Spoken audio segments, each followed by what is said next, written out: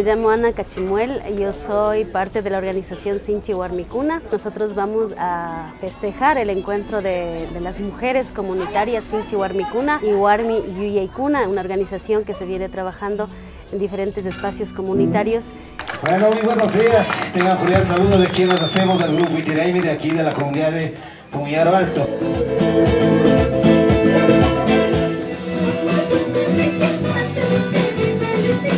Cuando yo canto, yo creo que canto con el alma. Me llamo María Blanca Azucena Perugachi, soy de Zuleta, de provincia de Imbabura. Yo comencé a cantar desde Huambra y también danzaba cuando era joven. Desde pequeño también hemos dedicado a hacer nuestros bordados a mano. Este encuentro yo creo que vale la pena seguir haciendo en cocina, en artesanía, en muchas cosas, en muchas áreas.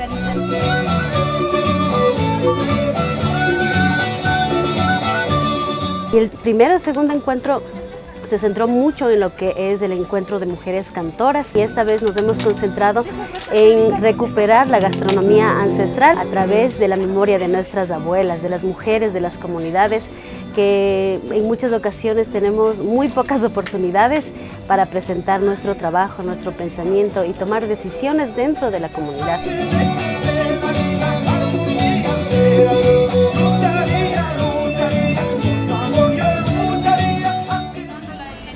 Indígena, tratando de lo que nuestros taitas, nuestras mamás nos han venido inculcando desde niños. Ese ha sido nuestro objetivo principal, de hacer que todo reviva en nuestra comunidad.